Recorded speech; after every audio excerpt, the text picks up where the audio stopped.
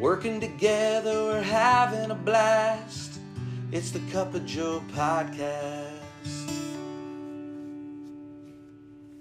Hi, everyone. Welcome to the Cuppa Joe Podcast, platform where we are talking all things DP solutions, from company culture to tech trends and topics with industry experts and community leaders.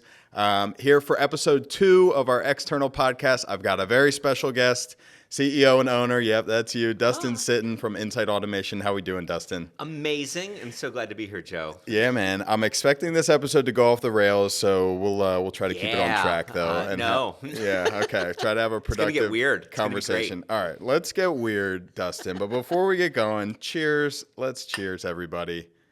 Let's go. You got Coca-Cola in yours, right? Sure. Yeah. Basil Hayden makes Coca-Cola, right? Exactly.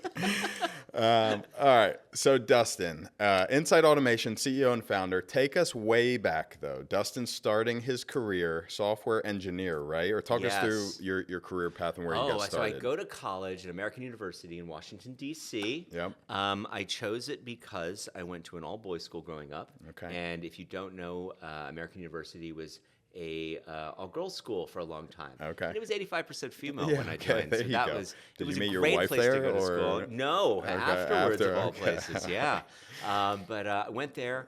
Had computer science as my major, and finished with that degree. But also did a lot of comedy writing, a lot of video editing, a lot of stuff like that. Fell in love with that world too. Yeah. It really was a choice. Which way am I going to go? I had opportunities in both spheres, and decided to stick with the computer science route. And I'm glad I did, because I get to spend so much time now in my life pursuing both of those sides, which is great. Yeah. But yeah, started out working my first internship at a small company called ATSG. Yes, which we know we're very familiar with. We ended up acquiring ATSG. I know. So imagine if you would have been there at the time, and we had gotten Dustin in the early days. Yeah, you would have never made it this far if you had me as an Wouldn't have the employee. podcast or anything. Yeah, nothing. Yeah, but yeah, so we have that relationship, which I think is really cool. Yeah, but yeah, that's how I got started. Yeah, awesome. So what you're saying is, way back, if you had gone the writing route, we would have movies and productions by Dustin. Yes, that's what you'd have. That's a scary thought. Yeah, it is. Okay. I looked at the room, and I was mediocre compared to some others in my school. There were better people in school than me. And so I thought, if I can't be the best here, there's no way I'm going to be the best there. Yeah. Out there in Hollywood and things like that. So I stuck with this route, but I get to imbue everything I do with a little bit of fun and magic as well. So you definitely I'm enjoying do. it. You're doing things your own way, Dustin. But so you worked your way up, bopped around a little bit. Software development, though. Talk us through breaking through as a software developer into more of a leader role, and then starting Incite. So it's always surprising to people, Joe, to find out that all of this is an act. Me talking eloquently to you right now.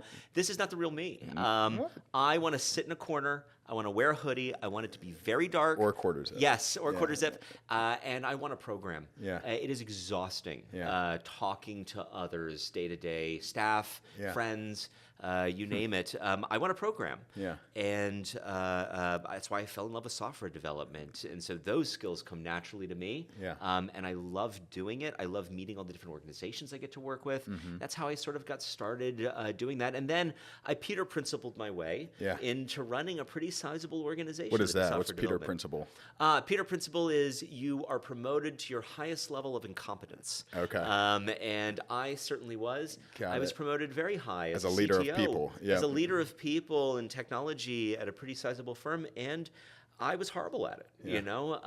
I made everything revolve around me. I couldn't delegate. I couldn't communicate effectively or build.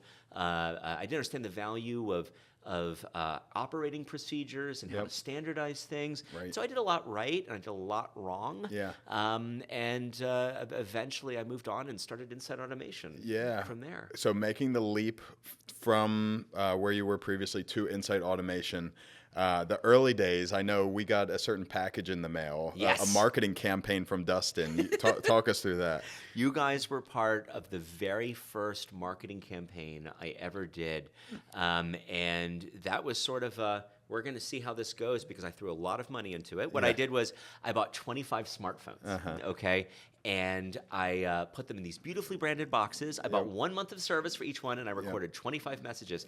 I ran across the street to Columbia Mall and bought a shirt, and you can still see that I hadn't ironed this shirt, okay? You can see the lines and stuff if you go back and play that video. And I recorded this message, Hi, Joe. My name is Dustin Sitton. I'm the principal of Incite Automation. I'd love to partner with you. All you have to do is push call to be instantly connected to me. And, just about everybody watched it, used it, and here we are all these years later. It was the beginning of the partnership for sure. I mean, I'm sure scary and just startup mode. Like anything else that you want to note of like breaking through early days of Incite Automation? It always felt like pure luck. I had this lucky break, but every win that we would have just felt like magic every kept time. It going. And okay, I get to do what I love for another couple months, but I never thought it would go to where it has. And I got to build so many wonderful relationships. And of course, one of the strongest is with you. Yeah, awesome. And we're happy to be a partner for sure. Yeah, man. Well, so you're at how many employees now? 35 or so? About 35, yeah. Okay, so and then you're celebrating 7 years? Almost 8. So August 1st, 2018 is when we opened our doors. Okay. And so we're coming up on our 8-year anniversary. Okay. This is going to be a big party at 10. Yeah, congrats. Yeah. Awesome. Well, so getting from startup days to 35 people, 7-8 years down the road, I mean, what has Dustin learned personally in terms of becoming a owner and leader of people, and then the people within, focusing on that and culture? So when I left the previous firm I ran, I realized there's a lot I'm good at. There's a lot I'm bad at. Some of the things I got better at. Other things I learned I'm hopeless. And I was able to surround myself with an amazing team that challenges what I do, believes in the vision of the organization, pushed it further, and was able to round out everything that I'm terrible at to make the organization really strong. So I'm so thrilled to have them there too to lift the organization up. But as I started to identify where are we weak, how can I address this either myself or by finding someone amazing that is great at that, slowly but surely we've checked the box of everything that makes a great company great. I mean, some of your people have been with you for the entire ride. Your CTO currently, probably a few others. The very first person I ever hired was my CTO, Laura Brooke. And today, actually, as we're filming this, is her 7-year anniversary. That's awesome. With the Shout out, Laura. Yeah. Awesome, man. Well, so I've been in your office several times. You hopped over from the Fells Point office to Boston Street, the nice purple facade if you're driving down Boston Street. Been in there a few times. The culture is great, very quirky, very Dustin. You've got the pinball machines in the back. Of course. You're a pinball savant, right, if that's the word, a guru? I don't know if it's savant, but I love all things pinball. My father collected them growing up. And I inherited his collection, have added to it quite a bit How many do you have? 13. How many in the office? 13. All in the office? It was 6 I am when I happily was there married last. with 2 kids, and I'm happily married because they're all in the office. I'm not allowed to have them at home. But you're like a national champ pinball-wise, right? I have won quite a few competitions. I am not the champ this year in 2026. Yeah, so with the people, very fun office, very centrally located. I know you take a lot of pride in being a Baltimore City office resident. Yes. Right? All of the suburbs of this area revolve around the city, and I think people forget that. And I wanted to be able to pull from as big of a base as possible. And also, I love Baltimore City. It is dumb and weird and great and stupid. I know. And I lived there for a long time. And the first company I modeled Incite Automation after, they were located there. And you get to pull from Columbia, from the north part of Baltimore, from Gaithersburg in D.C. It's a good central location. Why wouldn't I want to be there? And there's lots of terrible things about the city, and there's lots of amazing things about the city. And it all balances out for me. I love it there. Yeah, there's a lot of businesses moving out of Baltimore, unfortunately, but so it's great to see businesses more staying parking in for me. Right. Well, so leaning into people and culture a bit more, you guys are on the 4-day work week, is that right? 4-day work week, 4 nines, a 36-hour work week. Talk us through that. So we decided to do that at the height of COVID. Tech was really running on full steam, and so the competition to hire was really tight. And what do? Well, the only conventional option is pay more. And I didn't want to just play the salary game. I want to be competitive, but I don't just want to play on those terms. Yeah. And so I said, what else can we do to really make this a place people want to work and influence the culture? And so we decided to make the move to working 4 nines, a 36-hour work week. I said, look, I want you to come to the office. The average drive is 30 minutes each way. Yeah. So I'll give that to you. Yeah. Now, now we work, and what Compromise. was shocking was after we got used to it, we bill by the hour. Our billable hours didn't drop. Yeah. And in fact, they've actually risen a bit because it's implied. I take it back. It's not implied anymore. It's in our handbook. Yeah. Good. Your doctor's visits, your oil changes, that happens on that other day off. Got it. And so you're in the zone longer. You're focused when you come to work. And so we found it works really well. Yeah. Awesome. And then tying people to what Incite Automation actually does. I know everybody codes at Incite Automation, They do. right? Talk us through that. So of our staff of 35, we don't have a single project manager on staff.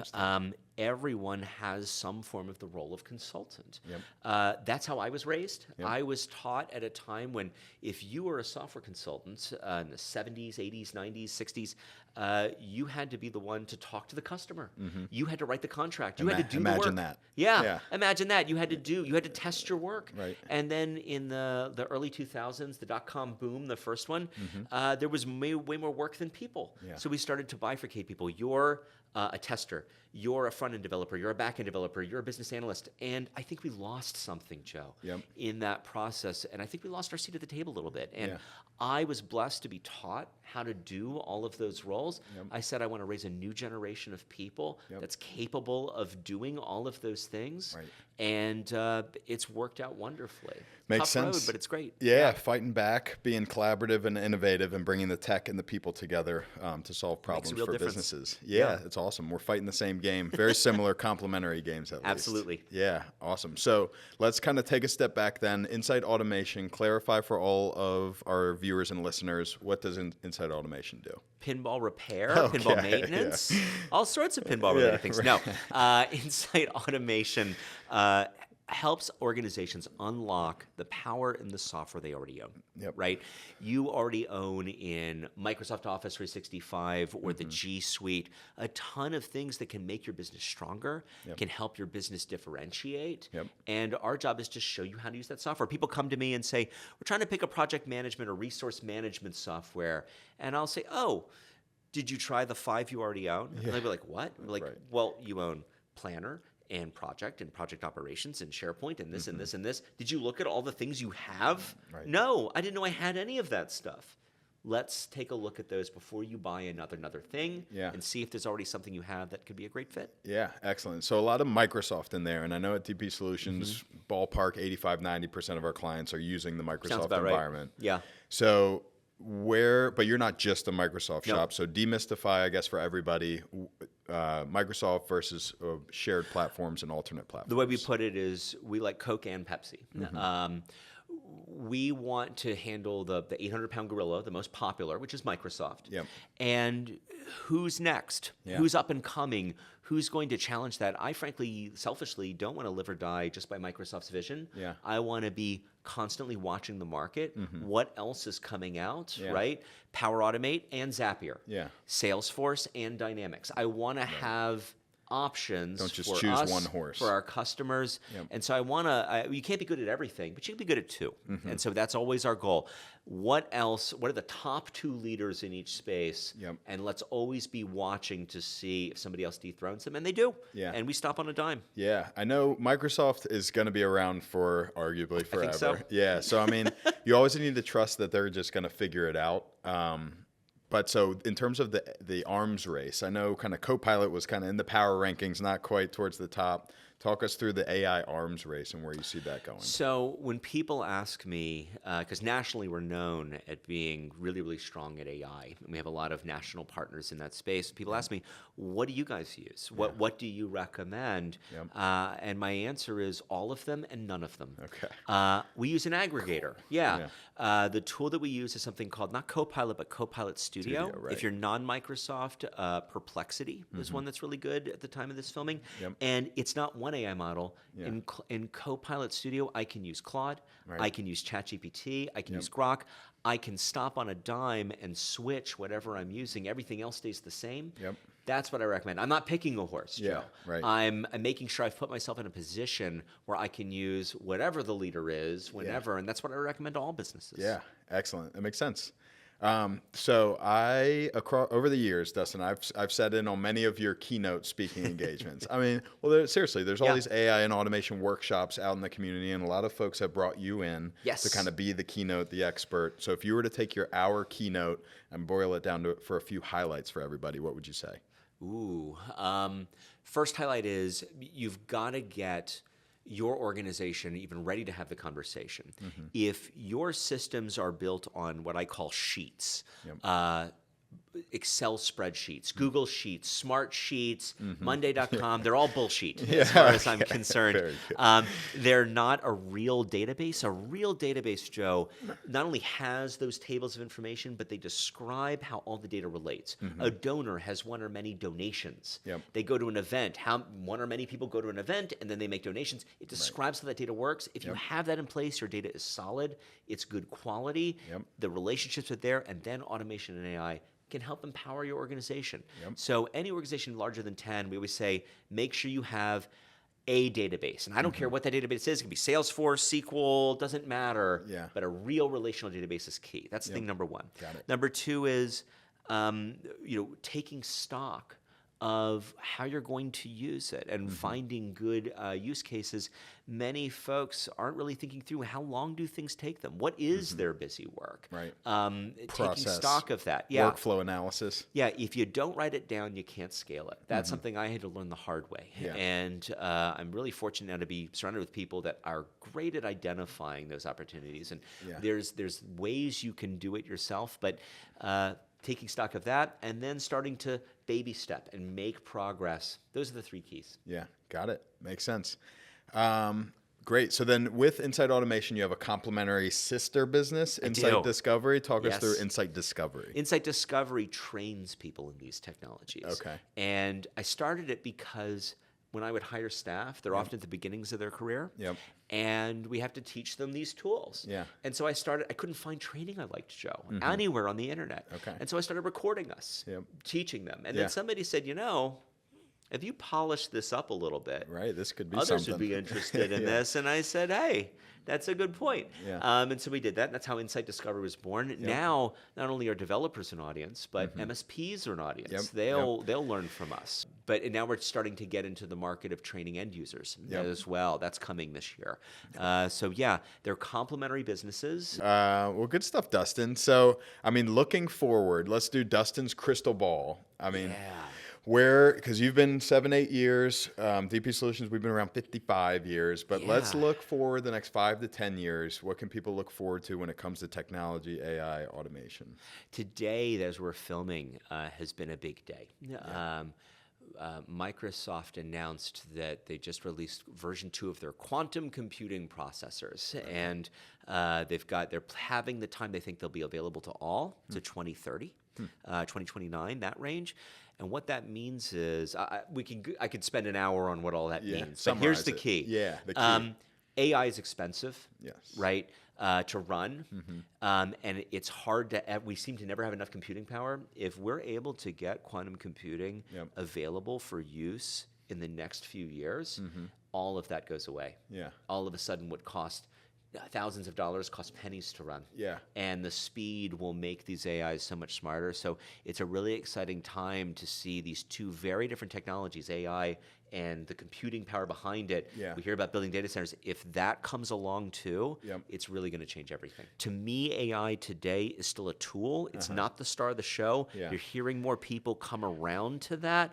And we're sort of saying, we can show you how to implement AI, but it's not going to replace all the systems you have. And now you're hearing that message more from others. And that just comes from our experience in doing it. So I don't think that need will go anywhere. The joke in the office, Joe, is, AI might start to affect us really as soon as our end users can can properly say and articulate what they want. And that's the joke, because it's hard to know if you haven't done it a lot of times. So we're feeling like we're well positioned because our staff knows how to talk, understands business, understands the tech. And so we're really at the crux of being in a great position no matter where the next big innovation comes. Right. Yep. And then so the specialists on your end, the MSPs working with businesses as kind of the thought leader and where are we going with technology. But ultimately, regardless of what business you are, business leaders and the staff within these businesses need to gain some competency and be able to articulate and understand where it is they want to go. These tools will challenge our business models, and you have to stay abreast of them and start experimenting with your organization to see how can I best implement these. It's an exciting time. No doubt. You can use these to put your people in positions to work on the business more than in the business, to differentiate yourself further, to do so much and scale so much faster than before. Whoever takes advantage the best and the most creatively, they're the ones that are really going to win. And then whatever this economy becomes, it's going to be exciting. Yes, very exciting. Well, good stuff, Dustin. This was a great conversation. Of course. Hopefully some good takeaways for our viewers. But before we end here, I do want to let you know that you have to get through the Cuppa Joe hot seat before we can end here. Oh, I didn't know about this. I really didn't. This is exciting. Right. Okay. So you are now, Dustin Sitton, officially on the Cuppa Joe hot seat. Oh, God. Okay.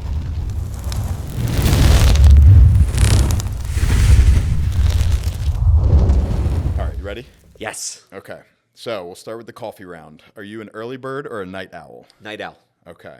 How do you take your coffee? I don't. No coffee? No Soda. coffee. Okay. Soda for breakfast. Okay. What is your morning routine?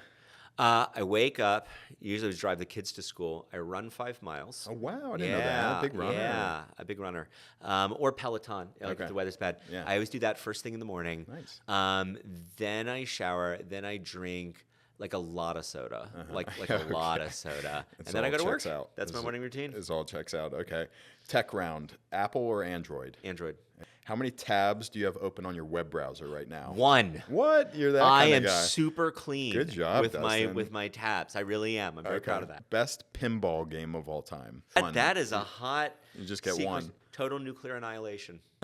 Okay. All right. Last round. Personal round. Favorite season of the year? Spring. Okay. Good. Favorite food spot in Baltimore City? Oh, Matthew's Pizza. Okay. Excellent. Last question. Best MSP podcast you've ever been on? Oh, please. Cuppa Joe. Let's go. Yeah. Good job, Dustin. Cheers, everybody.